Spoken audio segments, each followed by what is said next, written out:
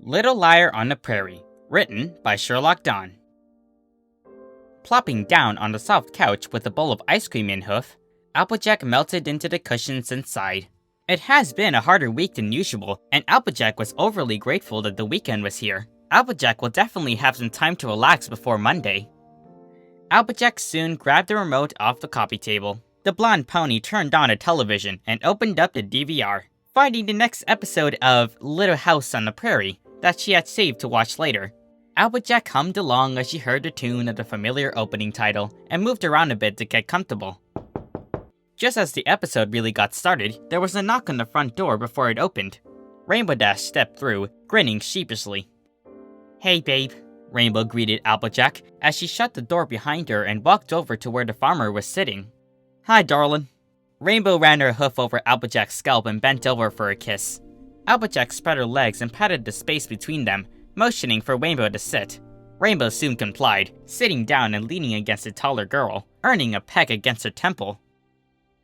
"So how was your day? You look tired," Rainbow said. "Long, hard, exhausting. You wouldn't think 2 days without extra help would wear you out so much, but it does. So, how was yours, sugar? Practice go okay?" The athlete shrugged.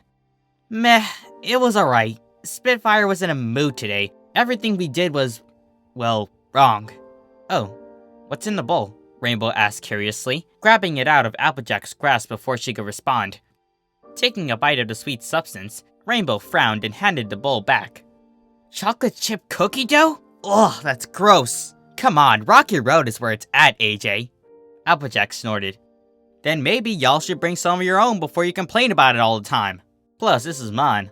Besides, Mac picked it out. It's his favorite," Applejack added as she took a bite of her own. "Nah, I've gotta have something to give you a hard time about. That is my job, you know," Rainbow said. "Oh, don't worry, I know. Plus, you do your job really well," Applejack said.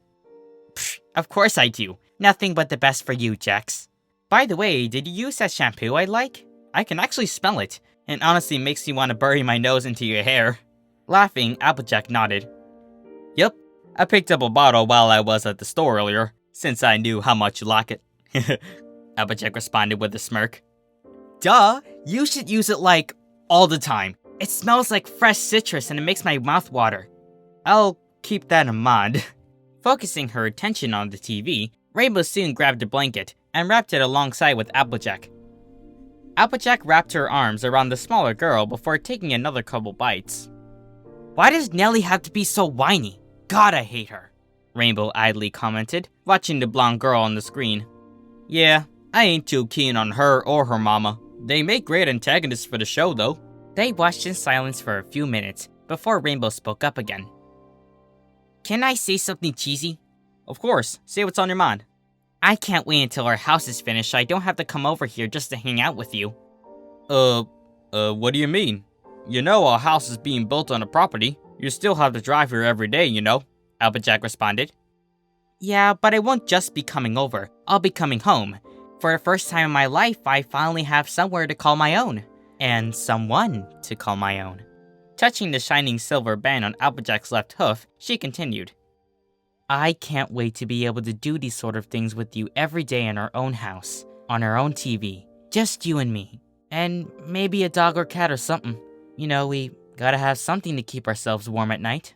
Smiling widely, Applejack leaned down to kiss her fiancé tenderly, eliciting a small moan from her lover. "And I can't wait to marry you, Ray. The day that we say our vows will be one of the happiest days of my life." Giving Applejack another long kiss, Rainbow nestled deeper into the farmer's chest and directed her attention back to the screen. "You know, for some pony who thinks this show is the most lame television show in, like, the history of all television shows, you sure watch it a lot," Applejack said, placing the now empty bowl next to the lamp on the table. No I don't. I only watch it because you're watching it," Rainbow said defensively. "So y'all come in every Friday around 8, which is just about the time I put this show on. Is it just a coincidence?" Applejack said. "I can't help if I want to spend time with you that it coincides with your show, because I'm totally here to hang out with you, not watch TV." Applejack raised an eyebrow.